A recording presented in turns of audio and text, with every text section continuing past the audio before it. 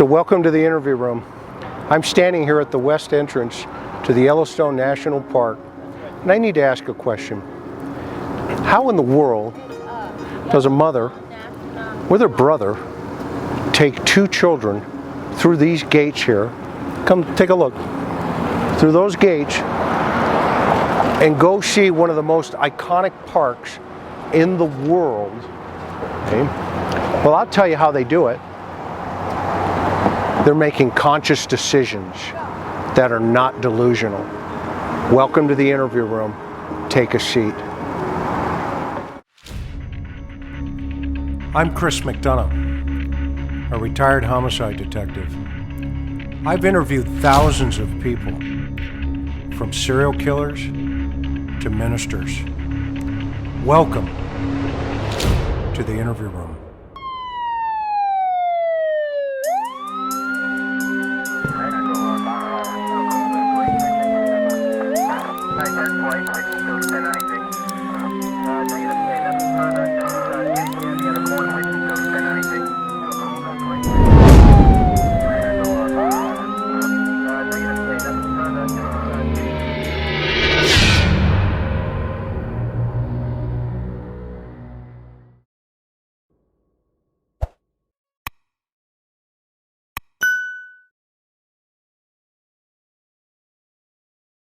So September 8th, 2019, at approximately 6:40 p.m., through that gate is where Alex Cox drives his truck with the victims, Lori, and himself, and head into town to the barbecue grill.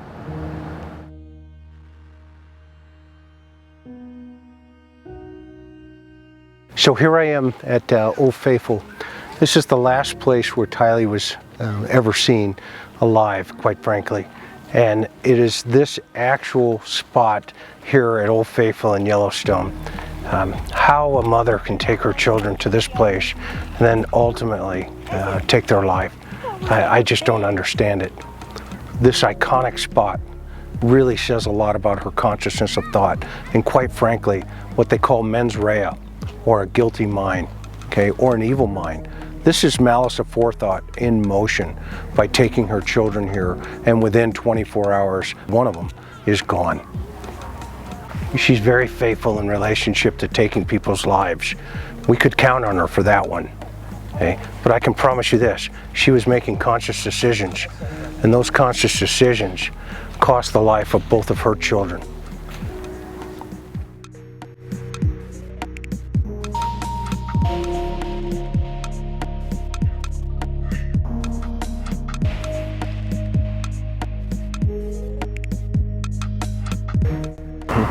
So come with me as we leave the west entrance and head to Buckaroo's Barbecue Grill, which is approximately 5/10 of a mile from here.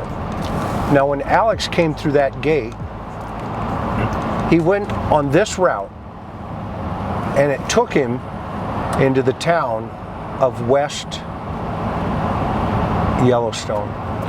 Now what's interesting is you'll notice straight ahead, that is a cell tower. That's probably where they got the first ping.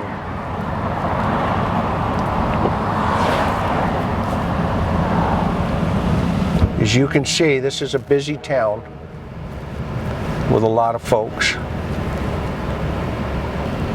So right up here at this light, he would have had to pause, and then they would have made a right turn, and the barbecue place, which by the way has since closed because the owner passed away, is going to be up around the corner to the right here, and then across the street on the left.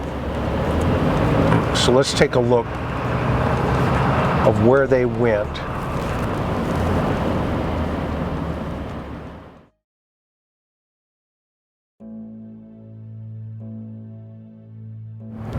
Okay, so I'm standing at Buckaroo's Barbecue Grill.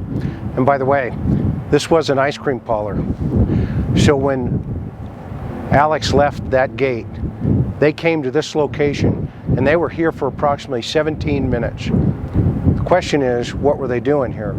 Did they buy ice cream? Were they taking the children and calming them down, knowing that they, within 15 hours, were going to murder at least Tylee? What does a mother go through? Well, I can tell you this. She's making a conscious decision to come to an iconic national park and then come get ice cream and or food. That tower ping again becomes significant right on the other side of this building over here. You can bet Lori and Alex knew exactly what they were doing.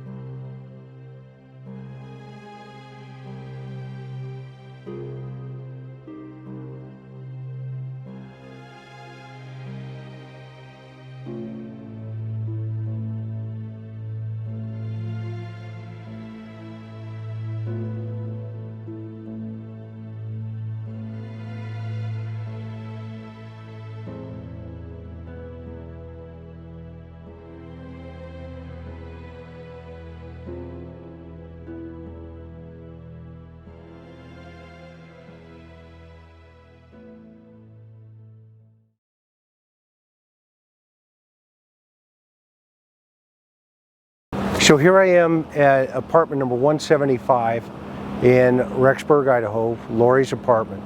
But I'm on the backside, and the reason I came on the backside was I wanted to see, hypothetically, if the children could have been taken out of this house without anybody seeing them. And obviously we know the tower pings of Alex's phone is approximately 11-minute drive on a really empty day, but we have a 21-minute time frame from this location, and we're going to go. I'm going to take you out around the front. I'm also going to take you over to Alex's apartment, which you're going to see is a very close distance. But what I want you to notice is look around. It is really easy to pull out of this driveway or out of this garage and then just evaporate. Now, here's the most important part. You really could have the children inside that apartment, okay, or inside that garage. As a result of that, okay, they could be taken out of that property without ever being seen if they were harmed.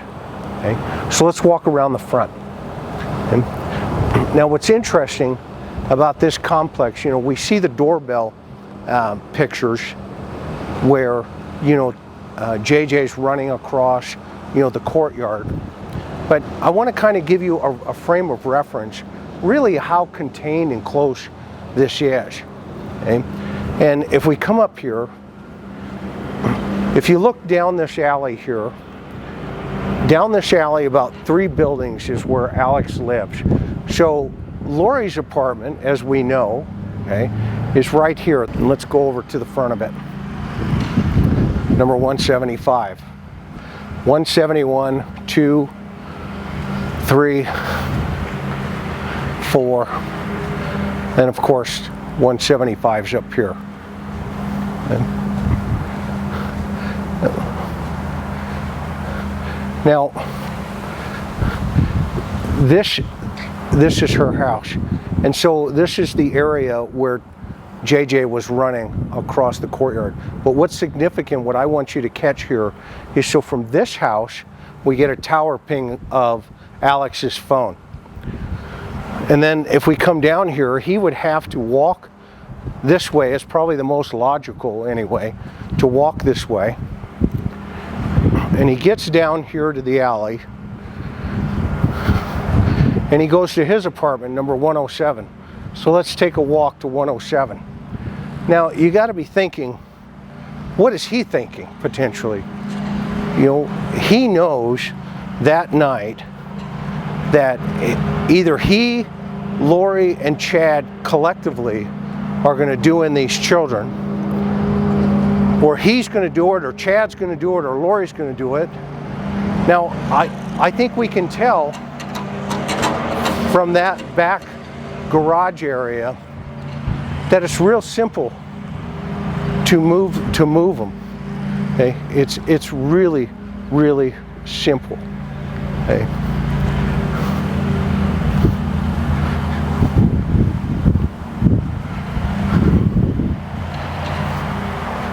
So we're in the 100 building. So you can see it was a short walk. I want to be respectful of these people here. So show this building over here. 5, 6, and 7 where the 2 green scooters are. This is Alex's house.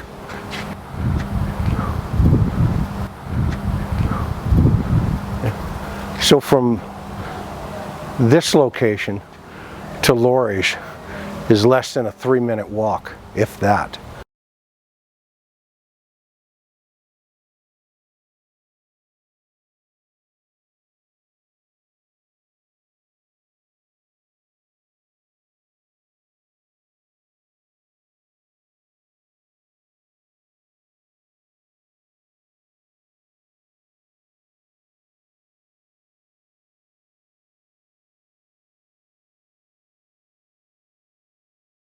So we have an opportunity to talk to some of the neighbors here that played, their children played with JJ.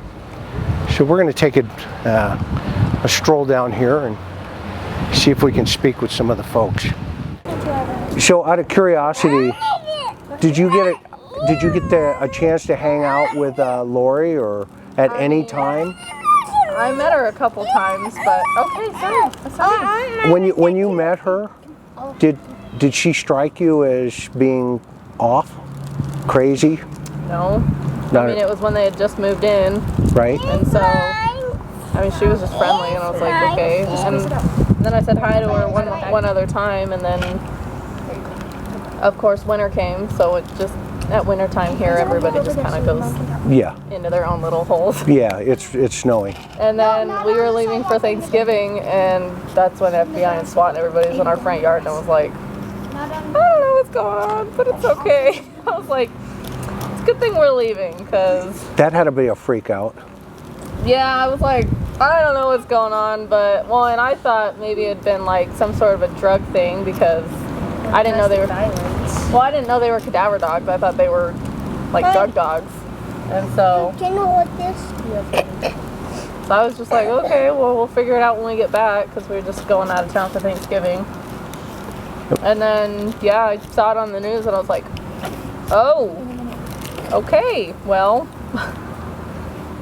Yeah, no, when you saw them moving in, who was here helping, if anybody, if you know? I mean, I don't, that was a while ago. Right, no, I understand. No, you're fine. And don't guess, I don't, right? Well, I know for sure Lori and Chad was there, and from pictures, I'm pretty sure her brother, Alex, who also lived here, was helping him move in. But I don't know anybody else. So Chad was definitely helping as well, you think? Yeah. Hey, is there any doubt in your mind? I mean, from memory, I only remember seeing those guys. And after you saw it on the news and stuff, what was your first impulse or thought process, if you know, if you remember? Just like how I reacted, I was like, okay. Mommy! Pretty messed up. Yeah, I mean, well, like wintertime, everybody just goes in, so I thought like, since maybe school had started, or since it was wintertime, everyone just goes in, so I just, to me, I didn't think anything of it, everyone just goes inside, and then I saw it on the news that they were missing, and I was like, oh, well, okay then.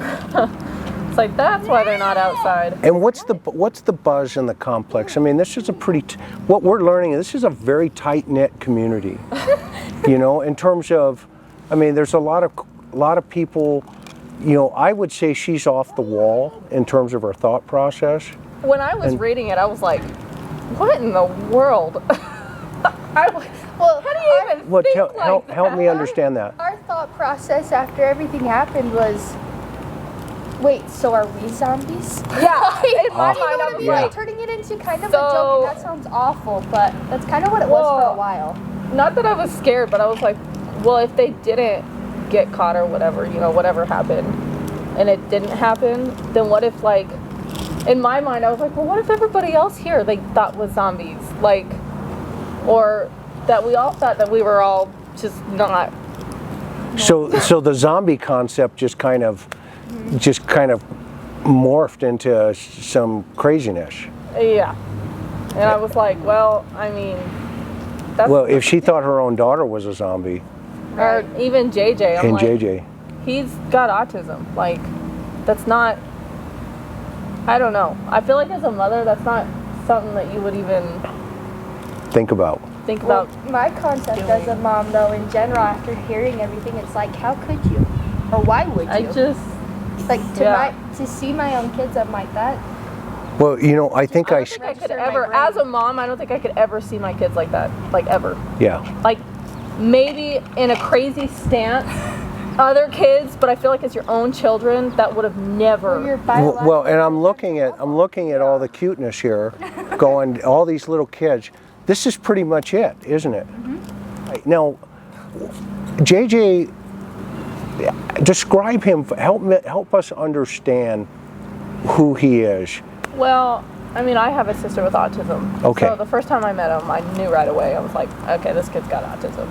Like, and in my mind, because I grew up with a sister with autism, like, I just know how to treat them and how to be nice. And I mean, you're always wanting to be loving towards kids anyway. Sure. And so I was like, okay, so I was super nice to him all the time. He was super sweet. Just because autism kids they're flawless. Yes. They don't know, you know, the wrongs, the rights, what's going on in the world. They just kind of like, they're just kids. They don't see past their autism walls, you know. They're just kind of, And so he was just super sweet, super nice, always wanted to play with the kids. Like, he'd come knock on the doors asking if they could play. I mean, just a super, super sweet kid. So yeah, that was super devastating to find out what happened, for sure. What was that feeling like when everybody around here found out? It's sad, and we were all just kind of, I think we were all just shocked why. about it. Well, we couldn't understand why. I think we're all just so shocked on how or why someone could even think like that, you know? So I don't think it really... Or like even before that, when they couldn't find them, that's the other thing that was hard. It's like, okay, me as a mom, I'd be in full panic mode. Did you see Tylee too? We never saw Yeah, Tylee. I never saw her. That's why Really? I was like, there was a daughter? Like... Yeah, that blew us out of the water because we were like, hold on. We knew about JJ and the dog, because he did have the dog here. Yeah. Okay. So we knew about that. So they kept her away from this environment pretty much. Well, they told us that she was going up to BYU, Idaho. So I thought that so she was going to... in campus housing or something. Oh. Is why we never saw her. Well, then I saw on the news or something that they came out that the dean said that she was never even enrolled. So I was like... Well, and then they came out and said she was 17, so she wasn't even old enough technically to be up. So when you saw them moving in, did you see JJ? Yeah, because he was out playing with all the kids. And did you see Tylee? I've never, the first time I saw her was the picture up on the news. No kidding. I've never even seen her before. Wow. Did Lori talk about her?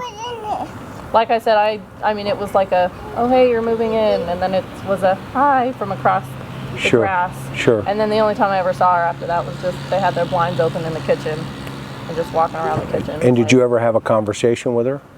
How often would you see Chad in there? Like once or twice. I hardly ever saw him. Kind of, yeah. Did you ever see Chad's wife over here with him? No. Okay.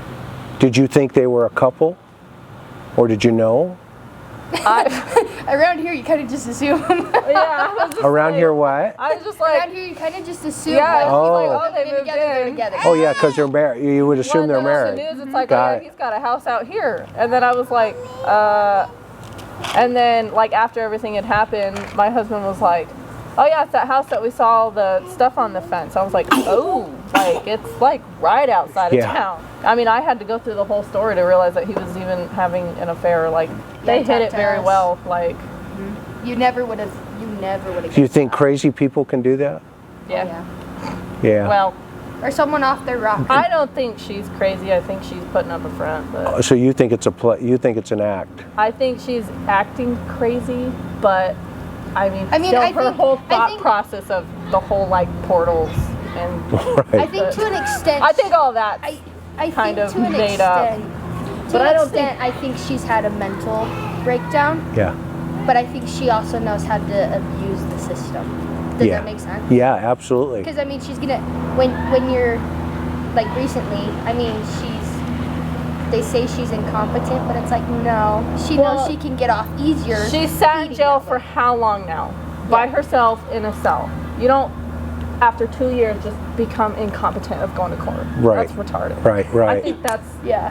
And stupid while as she all was get here, she was obviously making logical decisions. I mean, she was mean- able to move into an apartment. out. Yeah. She had Chad So with her, she's not crazy. and she mean, was taking care of obviously JJ. She Or knew every person she could call to try and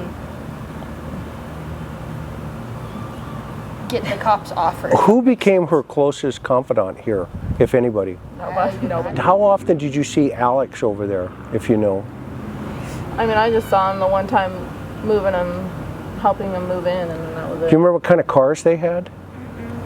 Okay, Their garage sits. on the other That's side? really sad, but because of the garage ways, Yeah, you don't. you don't really see that back line. You don't really go by. It was a ton. interesting. We never like met Alex, but we remember. I he don't had even a know whole which bunch one of he stuff lived in their in. garage, right next to Randy. Oh. We knew someone was in there, and there was one night there was a whole bunch of stuff in the garage, and there was someone in there working one late night, and then a couple days after, it was like gone. Everything was gone out of that garage. All the stuff was gone out of that garage? But you remember what day that was? I don't. Do you remember from the sequence of when the children were reported missing? Was it before or after Way that? before that. It was way before that. Before that. Okay. And then, do you know if, who was in the garage? Okay, but you saw the stuff in there. It was a guy. I'm assuming it was a guy in there. 'Cause Yeah. Just had a ball cap on, so I'm assuming it was either Alex or. I mean, it could have been anyone. Sure, sure.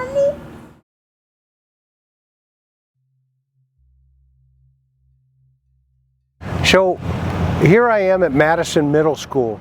Now the reason I want to point this location out is, if you remember, we talked to some people back at the apartment complex where Lori lived, but they made some interesting observations that Chad and Alex were seen at least helping to move into that apartment. Now, I've been trying to figure out geographically why those apartments were so important for Chad and for Alex, okay? And I just had an aha moment, quite frankly.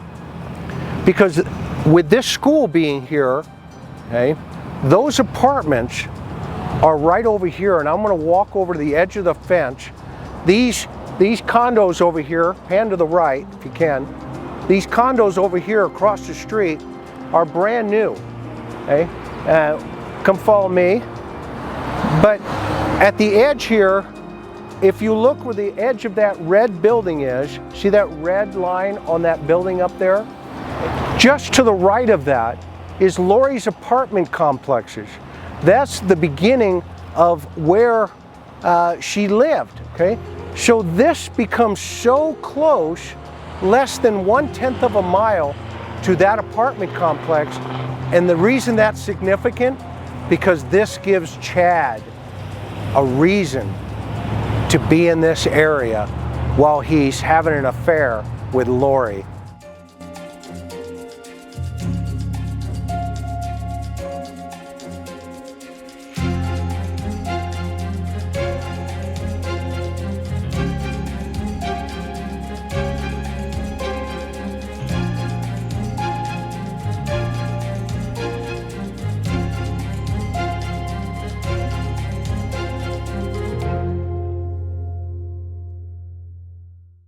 So here we are in the storage unit in Rexburg, Idaho, where Lori, Chad, and Alex all went to this unit and put the kids' toys, took the tire out of the Jeep seat. When you go to the video, watch it again.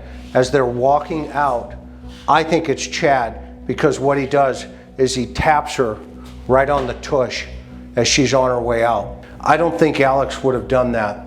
But the second time, you can see it looks clearly like Alex that he's carrying the seat out and the tire. Chad rolled the tire in, Alex took the tire out.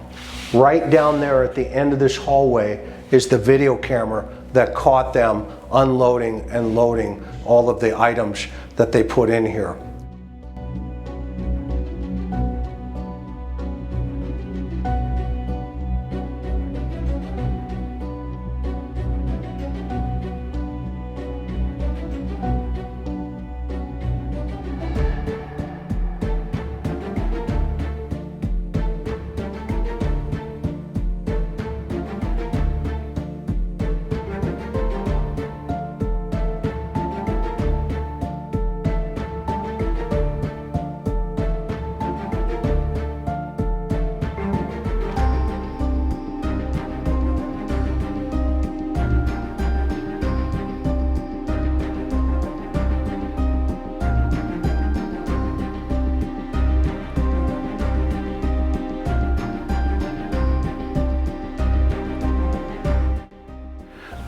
So this is where all of this evil ended. Right behind me, as you can see, that tree is where the children were buried. And in front of that tree is the fire pit. But what's significant about standing here at CHAD Daybell's house, okay, is the fact that the wind is a southwest blow. Why is that significant? Because if you look at this field, as they were burning the bodies, the wind was carrying that scent that way. And this is a significant, I think, piece of this puzzle, because this is a southwest prevailing wind and it always blows through this area in this direction. That is something that they considered, I'm sure of it. And maybe this goes towards connecting some of those searching on the internet for the wind variations. So as I stand in front of Chad's house, one of the things I want to point out here is where Tammy's car potentially could have been parked. Why this is significant is this. At the time all those wind searches were being searched was right around deer season. A 6.5 round is the most popular round that can be also shot through an AR-15 that's modified, okay? What's significant about that is also in this area, silencers are well known to be utilized on those types of weapons. Now, that said, Tammy also reported that it was a paintball gun. Well, I want to submit to you one thought. What if it was a modified AR-15 with a silencer, okay? And that the wind variations, okay, would also be taken into account because of this huge field back here. Well, here's a thought. What if their intention really was to shoot at her from the field? So think about this. Here's where Tammy's car is. And by the way, I don't know if you saw the Dodge Dakota in the back there. I think Lori drove a Dodge Dakota at one point. So I don't know if this is the one parked here at Chad's house. I don't know that yet. Okay? But what's interesting here is if Tammy was getting out of this car and she hears what she thinks is a paintball gun being fired at her, okay? Maybe it's a weapon with a silencer and they just haven't found the round. But what I find really interesting is in this area, they were using metal detectors in the snow to find a shell casing. So that may be something that folks, we need to take a hard look at here. But what's more important, in my opinion, is this vast field here, where if you did your homework, got your wind velocities, and you can feel the wind. Look at my hair. The wind is coming at me. Okay? It's not going behind me. Okay? And right over there is the fire pit. And right over there is the tree to get the guy at the door. Okay?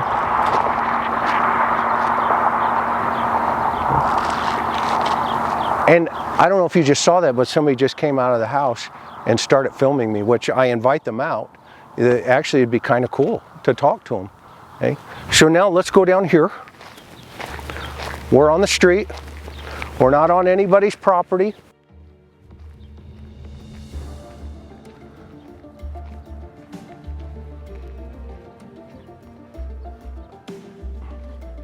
But this is the final resting place of this evil plot that played itself out. This is where the devil played that day, in this backyard by that tree, connected to this house.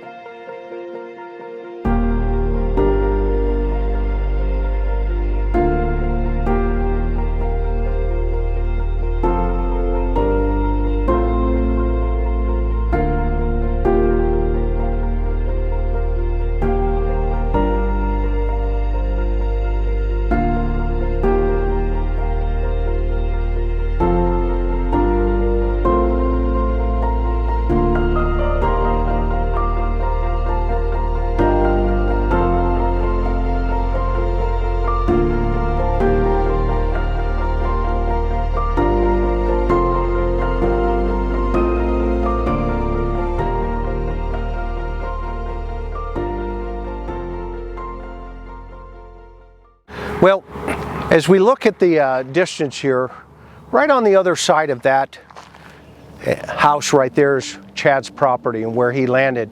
He actually landed in this area obviously 4 years before all these murders.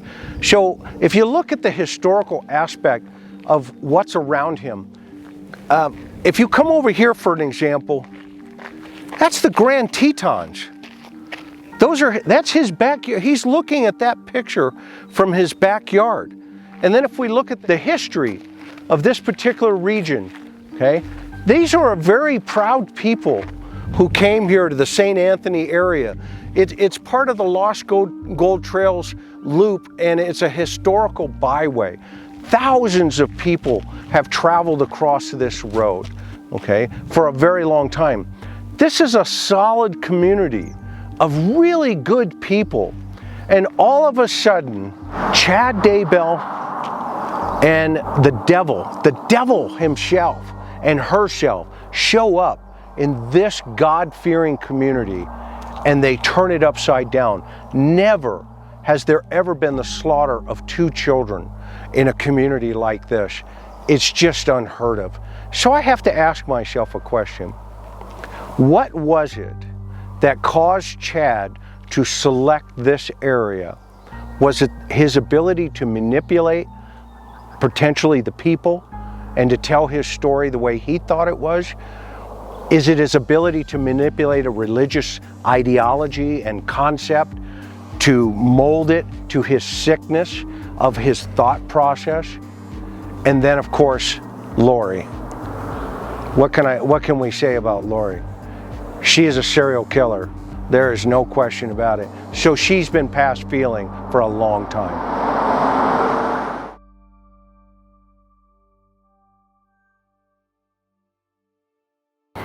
So I'm walking to the infamous track where Chad and Lori would walk.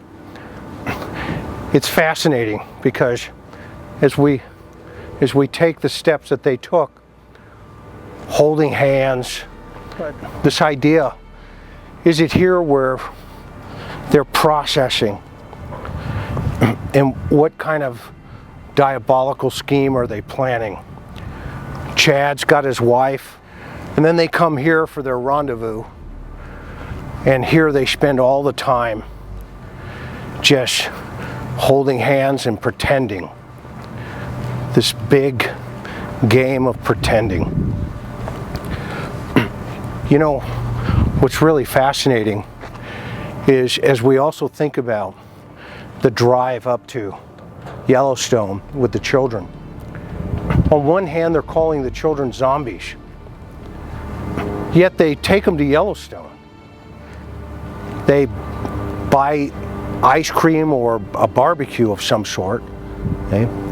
And it's as if they're hanging out with the zombies. I don't know about you, but I find that really, really weird. Okay? I want to thank you for trusting me and trusting our crew, our back room here on the interview room, to kind of give you some of the pieces on this story. We're just hoping that justice will come for these two children. And Lori right now is sitting in a mental facility getting evaluated, but as you heard from the people that hung out with her, or at least lived in the apartment and had interaction with her in the same apartment complex, they didn't think she was crazy. Okay? They think she's manipulating the system. You know, I have to agree. I think she's manipulating the system as well, and I think she'll be put on trial, fully competent at some point to stand for what she did for not only her own daughter, but that little boy, JJ. Until next time, thank you for being here at the interview room. Don't forget to hit subscribe, and please share this video out and hit that thumbs up. Thanks, have a great day. See you on the next one.